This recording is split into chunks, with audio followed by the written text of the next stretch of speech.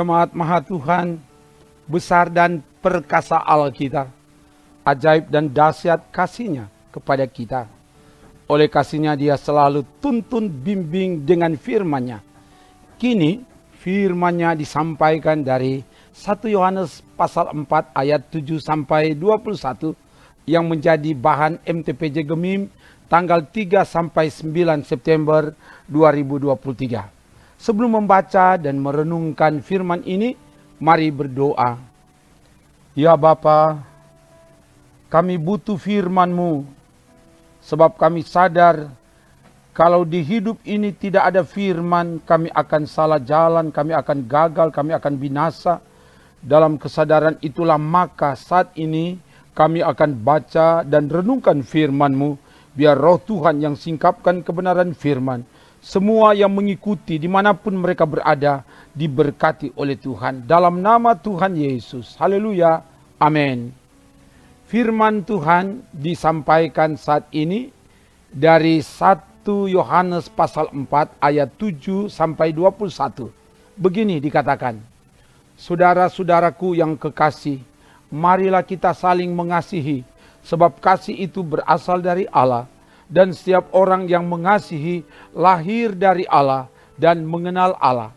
Barang siapa tidak mengasihi, ia tidak mengenal Allah. Sebab Allah adalah kasih. Dalam hal inilah kasih Allah dinyatakan di tengah-tengah kita. Yaitu bahwa Allah telah mengutus anaknya yang tunggal ke dalam dunia. Supaya kita hidup olehnya. Inilah kasih itu, bukan kita yang telah mengasihi Allah, tetapi Allah yang telah mengasihi kita dan yang telah mengutus anaknya sebagai pendamaian bagi dosa-dosa kita.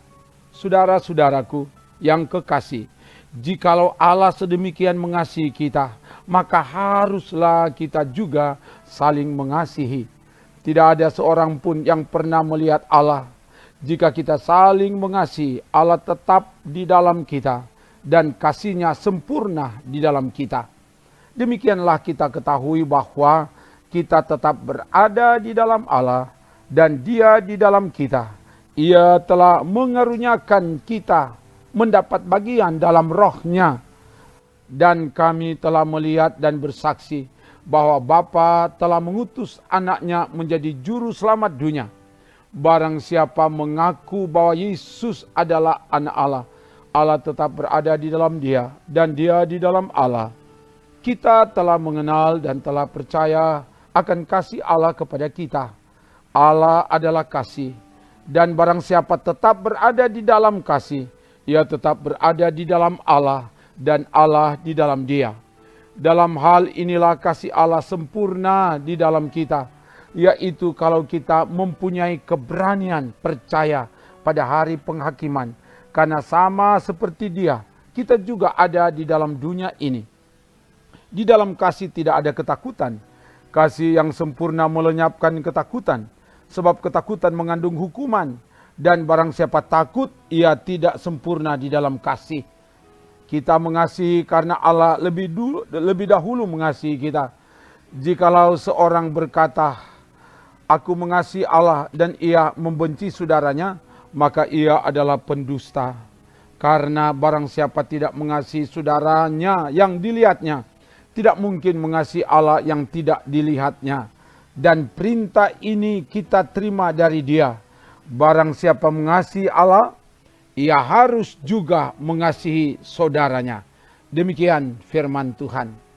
Jemaat Maha Tuhan, firman Tuhan ini disampaikan kepada umat yang ada di Asia Kecil agar tetap kokoh di dalam iman kepada Yesus Kristus.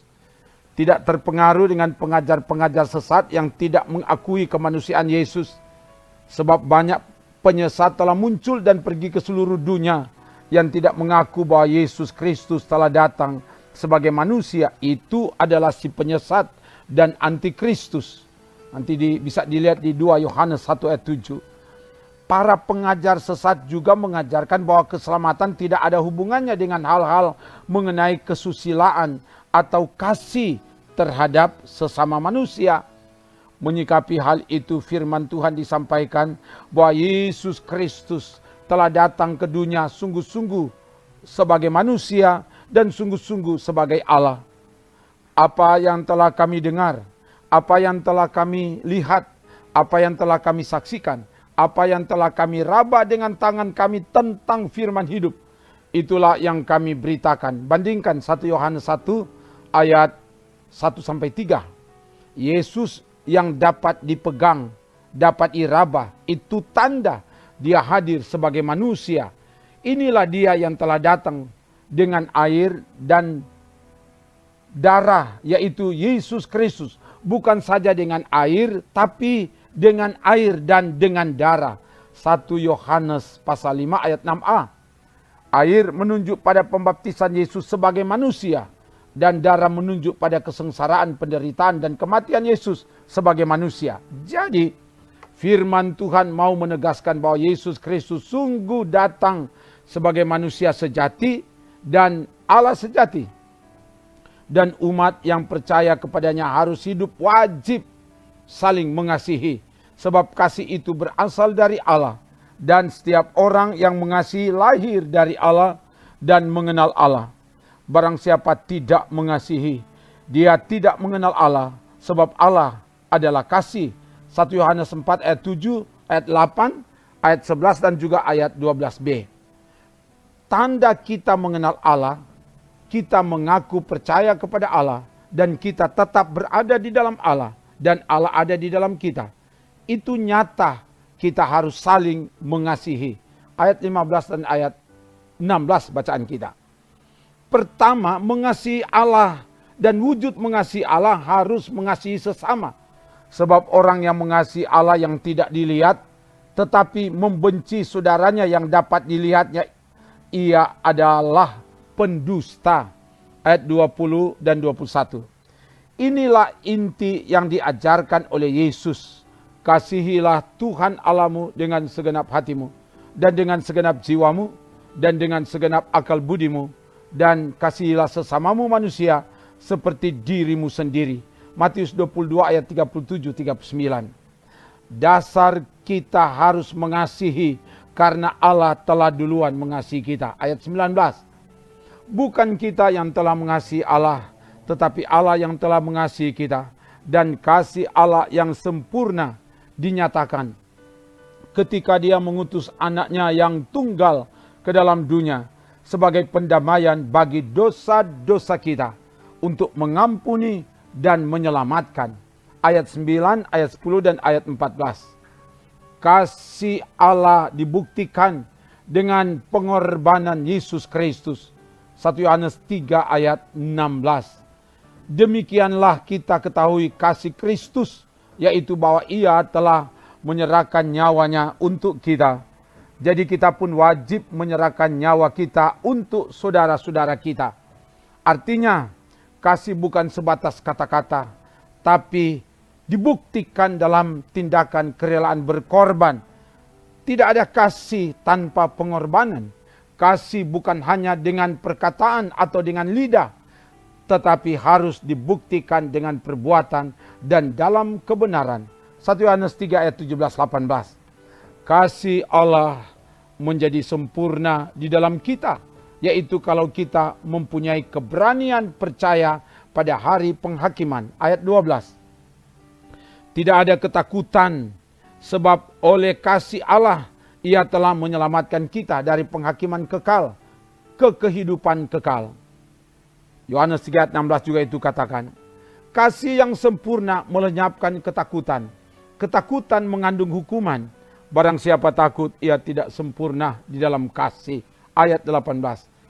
Takut itu tanda tidak percaya sungguh, ragu-ragu, khawatir akan kuasa Tuhan, dan hal itu mendatangkan hukuman. Karena itu, umat harus sungguh-sungguh hidup di dalam kasih sebagai tanda Allah ada di dalam dia dan dia ada di dalam Allah. Jemaat Maha Tuhan, dari bagian firman ini disampaikan kepada kita sebagai orang percaya kepada Yesus Kristus bahwa Allah telah duluan mengasihi kita. Karena itu kita harus wajib mengasihi Allah, dan wujud mengasihi Allah kita mengasihi saudara. Sebab hakikat Allah yang kita percaya dalam diri Yesus Kristus, Dia Allah adalah kasih. Dan tanda kita mengenal, tanda kita percaya kepada Allah, tanda Allah ada di dalam kita dan kita di dalam Allah, yaitu jikalau kita mempraktekkan kasih yang sesungguhnya. Kasih bukan sebatas kata-kata, tapi harus dibuktikan dalam tindakan kerelaan berkorban. Itulah yang telah dicontohkan oleh Yesus Kristus yang rela berkorban untuk menyelamatkan dunia.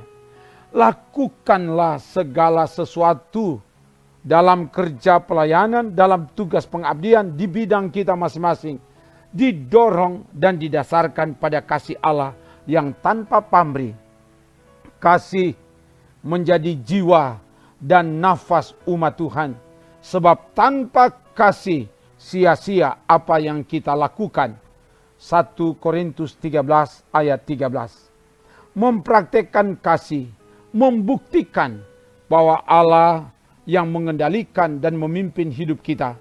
Kasih itu sabar, murah hati, tidak cemburu, tidak memegahkan diri, tidak sombong, ia sopan, tidak mencari keuntungan sendiri, tidak pemarah, tidak menyimpan kesalahan, melakukan keadilan dan kebenaran, menutupi segala sesuatu, percaya segala sesuatu, mengharapkan segala sesuatu, sabar menanggung segala sesuatu.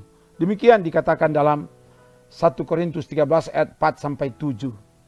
Kiranya ini yang akan kita lakukan dalam kehidupan kita, membuktikan kasih yang sungguh dalam hidup nyata. Semoga demikian. Haleluya. Amin. Mari berdoa. Terima kasih Bapa, firman telah diberitakan. Biarlah kebenaran firman bukan sekedar kami dengar, tapi itu kami buktikan dalam hidup ini. Dan biar kebenaran firman ini juga memperlengkapi kami, apalagi sebagai pelayan Tuhan yang akan mempersiapkan diri untuk melaksanakan pelayanan. Dan diberkatilah semua yang mengikuti pelayanan ini, dimanapun mereka berada. Biar Tuhan menjamah, Tuhan pakai kami jadi alat Tuhan untuk menghadirkan kasih yang sungguh di hidup ini. Ini doa kami Bapa, kami minta semua ini dalam nama Tuhan Yesus. Haleluya, amin. Demikian pelayanan firman dan doa. Tuhan Allah oleh kasih-Nya yang besar akan menyertai, menolong, memberkati, dan menyelamatkan saudara kini dan selamanya. Amin.